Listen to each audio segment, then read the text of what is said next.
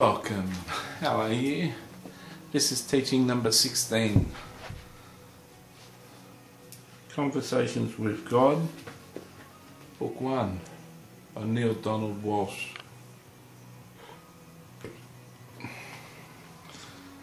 We just finished 15. Neale was saying in 13 and 14 that we believe there's consequences for our decisions and we can make bad decisions. And we can we can stop our ultimate purpose in life through bad decisions.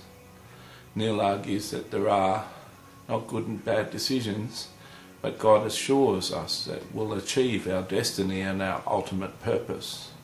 And this inherent fear that we have that we're not going to reach our purpose, in reality is just the fear of God and really a doubting God, the Creator, that He's not big enough to make everything happen.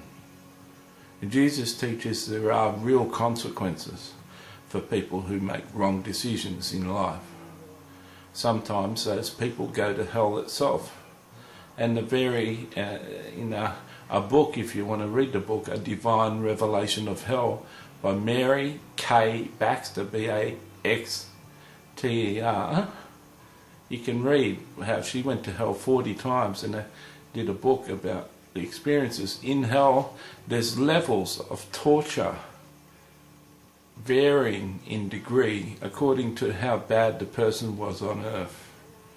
That's just desserts for a pedophile that molested one child and never repented, but one who molested 500 children gets more torture, maybe 500 times as worse. She saw one person in a coffin that was continually getting a spear thrust through them. They'd gurgle blood and guts would come out all over the place out of their body, and then they'd heal up and then they'd be speared through again, and it was just going on for eternity. Okay, Neale goes on to say there is no Satan, there is no devil, and you only created this because you doubt God, and so you excuse yourself for not achieving your purpose and your destinies because you doubt God, because if you didn't doubt God, you'd get your destinies. So you made up a devil who's against you and against God. Okay, so that's in context. Now, he goes, all of this violates everything you say you know about God, but this doesn't matter. You live your illusion. He says our illusion is there is a devil, and thus feel your fear all out of your decision to doubt God. Right? He said we made up the devil because we doubt God, so we made up an enemy who gets in the way so we can't achieve our destinies. It's fueled from our doubt from God, he says. This illusion, he says Satan is a myth. All out of fear, all of your decision to doubt God. But God himself in the Old Testament and through Jesus in the New Testament says that Satan is a reality, hell is a reality, demons are a reality. There's much evidence in the Bible of demons coming out. And Satan, Jesus mentions hell more in the New Testament, Matthew, Mark, Luke and John Gospels, than he mentions heaven. Okay, but what if you made a new decision, he says, what then would be the result? What if you made a new decision? That there are no bad consequences, there are no rights and wrongs, there really is no Satan. We can achieve our destiny no matter what decisions we make in life. I'll tell you this, he goes on, you would live as the Buddha did, as Jesus did, as every saint you've ever idolized. Really? Really? Well, let's have a look at a few saints, shall we? Job, in the Bible, they say that Job was the first book written in the Bible.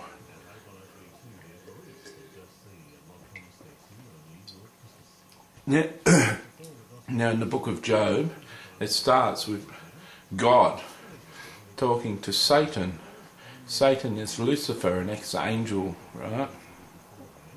And he says to Lucifer, he says to Satan, have you considered my servant Job?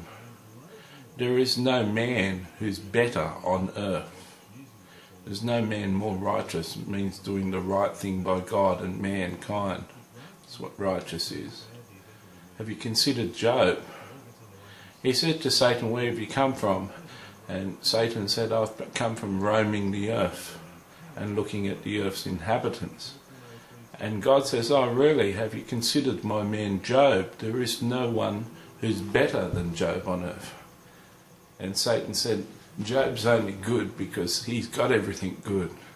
He's rich and he's prosperous and he's got a good family and everything's going well for him. If everything went bad for him, he'd curse you.